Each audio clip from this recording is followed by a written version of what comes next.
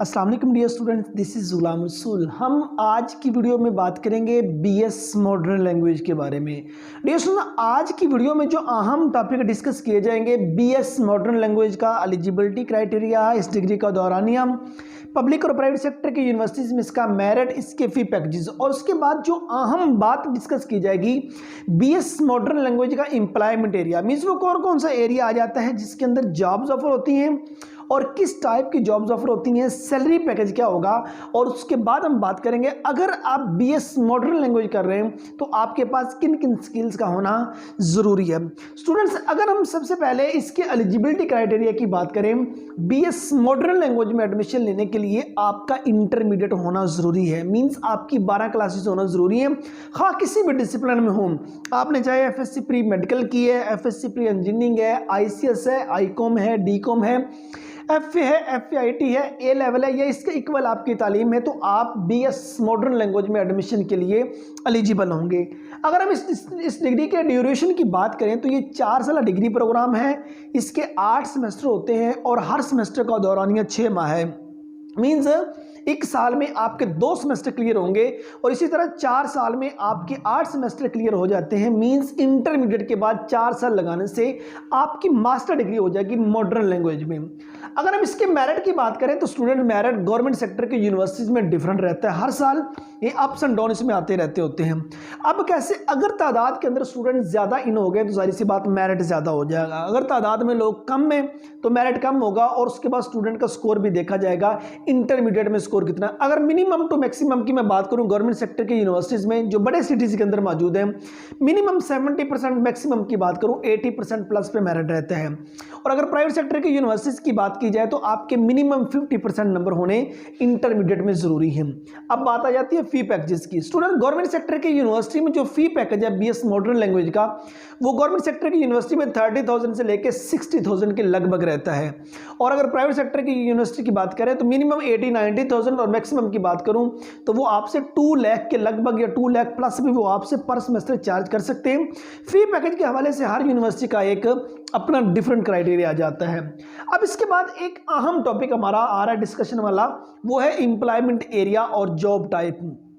किसी भी डिग्री में इन होने के लिए स्टूडेंट सबसे पहले ये देखता है कि जिस डिग्री प्रोग्राम में मैं एडमिशन ले रहा हूं क्या इसमें जॉब्स ऑफर होती हैं, क्या इसके अंदर और किन किन शोबों में, किन किन डिपार्टमेंट्स के अंदर, किन किन एरियाज में जॉब्स ऑफर होती हैं, उसके बाद वो एडमिशन लेता है और जॉब डेजिग्नेशन वगैरह भी देखता है। स्टूडेंट्स, अगर हम बीएस मॉडर्न लैंग्वेज के एडमिशन के सिलसिले के बारे, इसके एम्प्लॉयमेंट एरिया के बारे में अगर बात करें तो सबसे पहले तो एम्प्लॉयमेंट एरिया हमारे पास आ जाता है, वो है एजुकेशनल डिपार्टमेंट। अब एजुकेशनल डिपार्टमेंट में स्कूल, कॉलेजेस वगैरह में जॉब्स ऑफर होती हैं। किस टाइप की जॉब्स ऑफर होती हैं? आप एक लैंग्वेज टीचर के तौर पर काम कर सकते हैं, आप करिकुलम डेवलपर के तौर पर काम कर सकते हैं और उसके बाद स्टडी अब्रॉड कोऑर्डिनेटर के तौर पर आप अपनी खिदमात सर अंजाम दे सकते हैं। मीन्स एजुकेशन डिपार्टमेंट के अंदर बहुत सारी मतलब की जॉब्स ऑफर होती है। अब सेकंड नंबर पे आ जाता है कि ट्रांसलेशन एंड इंटरप्रिटेशन, ये हमारे पास एरिया है जिसमें जॉब्स ऑफर होती है। अब इसमें गवर्नमेंट एजेंसीज हैं, इंटरनेशनल ऑर्गेनाइजेशंस आ जाती हैं और प्राइवेट कंपनीज आ जाती हैं जिनमें जॉब्स ऑफर होती हैं। आप इनमें कल को ट्रांसलेटर और इंटरप्रेटर्स के तौर पर अपनी खिदमात सर अंजाम दे सकते हैं। जाहिर सी बात है, एक मॉडर्न लैंग्वेज के आप स्टूडेंट हैं, आपने ये लैंग्वेज सीखी हुई है, तो जब गवर्नमेंट सेक्टर की एजेंसीज हैं, इंटरनेशनल ऑर्गेनाइजेशन हैं, प्राइवेट कंपनीज हैं, तो जाहिर सी बात है जब इन्होंने किसी और मुल्क के साथ अपना इंपोर्ट और एक्सपोर्ट का काम करना है, इनको एक ऐसे शख्स की ज़रूरत है जिसके पास एक लैंग्वेज की स्किल हो, जो कम्युनिकेशन में इनका साथ दे पाए। तो वहाँ आप ट्रांसलेटर के तौर पर अपनी खिदमत सर अंजाम दे सकते हैं। मीन्स आप अपनी ज़ुबान, लोकल ज़ुबान भी जानते होंगे और आप इंटरनेशनल जो लैंग्वेज आप वो भी जानते होंगे, तो कम्युनिकेशन में बातचीत करने में जो सी है वो आसानी रहेगी। अब इसके बाद तीसरे नंबर पर है इंटरनेशनल बिजनेस, ये एरिया आ जाता है जिसमें जॉब्स ऑफर होती हैं। सो इसमें आ जाती है इंटरनेशनल कंपनीज आ जाती हैं जिनमें जॉब्स ऑफर होती हैं। अब इसका जो वर्क एरिया है वो सेल्स है, मार्केटिंग है, कस्टमर सर्विसेज है और उसके बाद आईआर इंटरनेशनल रिलेशंस है। अब देखो, company that conduct business with foreign countries. अब कंपनीज क्या काम करती हैं, फॉरेन कंट्री के साथ जो अपना बिजनेस है वो करती हैं, मतलब लेन देन अपना इंपोर्ट एंड एक्सपोर्ट वो फॉरेन कंट्री के साथ करती हैं, तो दरमियान में एक ऐसे शख्स की ज़रूरत होती है जो फॉरेन कंट्री के लोगों की ज़ुबान भी जानता हो और अपनी लोकल ज़ुबान भी जानता हो, ठीक है ना। और उसके बाद बातचीत करने में आसानी, इंपोर्ट एक्सपोर्ट में आसानी, चीज़ों के मतलब के तबादला में आसानी रहती है। अब इसके बाद हमारे पास जो नेक्स्ट एरिया आ जाता है वो है टूरिज्म एंड हॉस्पिटैलिटी।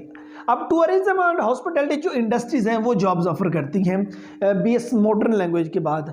आप इसमें टूर गाइडर के तौर पर अपनी खिदमात सर अंजाम दे सकते हैं, आप ट्रैवल एजेंट के तौर पर काम कर सकते हैं, आप होटल मैनेजमेंट के तौर पर काम कर सकते हैं, आप इवेंट प्लानर के तौर पर अपनी खिदमात सर अंजाम दे सकते हैं। क्योंकि जब टूरिज्म एंड हॉस्पिटैलिटी की बात करें तो ज़रूरी नहीं कि जिस कंट्री के अंदर आप रह रहे हैं वहाँ के लोग ही मूव करें, आप इसमें फॉरेन कंट्री से भी लोग मूव करके आते हैं जिनकी जो ज़ुबान है वो डिफरेंट होगी, मीन्स वो अंग्रेज़ी ज़ुबान को ज़्यादा तरजीह देते हैं या उनके मुल्क की, उनके कंट्री की जो ज़ुबान है वो इंग्लिश होगी। तो जाहिर सी बात, जब आप मॉडर्न लैंग्वेज के स्टूडेंट होंगे, आप मॉडर्न लैंग्वेज के बारे में जानते होंगे, तो आप वहाँ अच्छी तरह से सर्वाइव कर पाएंगे। उसके बाद है journalism and media. Journalism and media के अंदर जॉब्स ऑफर होती हैं स्टूडेंट्स। अब इसमें क्या होता है, इंटरनेशनल न्यूज़ और इवेंट जोन से हैं उसको कवर करना होता है, तो आप जर्नलिस्ट या एडिटर के तौर पर अपनी खिदमात सर अंजाम दे सकते हैं। और उसके बाद आ जाते हैं गवर्नमेंट सेक्टर के अंदर भी जॉब्स ऑफर होती हैं, गवर्नमेंट एजेंसीज में जॉब्स ऑफर होती हैं, इंक्लूडिंग इंटेलिजेंस एजेंसी है, एम्बेसीज वगैरह है, इसमें डिफरेंट टाइप की जॉब्स ऑफर होती हैं। और उसके बाद आप डिफरेंट एनजीओज में अपनी खिदमात सर अंजाम दे सकते हैं, रिसर्च डिपार्टमेंट वगैरह में भी जॉब्स ऑफर होती हैं। तो ये तो वो आपको एम्प्लॉयमेंट एरिया और जॉब टाइप बता दी बीएस मॉडर्न लैंग्वेज के बाद जहाँ जॉब्स ऑफर होती हैं। स्टूडेंट सैलरी पैकेज की बात करें तो गवर्नमेंट सेक्टर में जो सैलरी पैकेज होगा वो आपके एम्प्लॉयमेंट एरिया को, आपके जॉब टाइप को मद्देनजर रखते हुए, मीन्स आपके बेसिक पे स्किल को मद्देनजर रखते हुए होगा। प्राइवेट सेक्टर की बात करें तो ये एक स्किल भी है, मीन्स ज़बान जो सी है ये एक स्किल भी है। अगर आपको ये स्किल आती है, आपकी ग्रिप है, तो आप स्टूडेंट हज़ारों नहीं लाखों के हिसाब से भी अर्निंग कर सकते हैं। मीन्स आपको वो ज़ुबान अच्छी तरह से आती है। इसमें किन किन स्किल्स का आपके पास होना ज़रूरी है? सबसे पहले आपकी कम्युनिकेशन स्किल जो सी है वो स्ट्रॉन्ग हो, मीन्स आप बात कर रहे हैं, आप एक अच्छे कम्युनिकेटर हो, मीन्स आपकी बात दूसरे बंदे तक पहुंच रही है, वो जान रहा है कि वाकई कोई बंदा बात कर रहा है, कि मीन्स आप में वो हेजिटेशन, आप में वो बातचीत करने का जो मतलब कि ऐसा वे जो दूसरों को अट्रैक्ट ना कर पा रहा हो, ऐसा नहीं होना चाहिए। आप एक प्रॉपर वे होना चाहिए, आप एक अच्छे कम्युनिकेटर हो। सेकंड नंबर पे आपके पास टेक्निकल स्किल का होना भी ज़रूरी है। ज़रूरी नहीं कि सिर्फ आप मॉडर्न लैंग्वेज के स्टूडेंट हैं, आप जब लैंग्वेज को जानते हैं आपके पास कंप्यूटर के जो नॉलेज है वो भी होना ज़रूरी है। तीसरे नंबर पर आपके पास लीडरशिप स्किल जौन सी है, मैनेजमेंट स्किल जौन सी है, इस टाइप की स्किल्स भी आपके पास होना बहुत ही ज़रूरी है। पब्लिक और प्राइवेट सेक्टर की यूनिवर्सिटीज इस डिग्री प्रोग्राम को ऑफर कर रही हैं। सो ये हमारी आज की वीडियो बीएस मॉडर्न लैंग्वेज जौन से है इसके बारे में थी। हमने इसके एलिजिबिलिटी क्राइटेरिया से लेके इसका ड्यूरेशन, इसका पब्लिक और प्राइवेट सेक्टर में मेरिट, इसके fee packages, employment area, job type, salary package और स्किल्स वगैरह के बारे में बात की। उम्मीद करता हूँ कि आज की वीडियो डियर स्टूडेंट्स आपको अच्छी लगी होगी। नेक्स्ट वीडियो में मिलते हैं। अपना बहुत सारा ख्याल रखिएगा। फी अमानिल्लाह।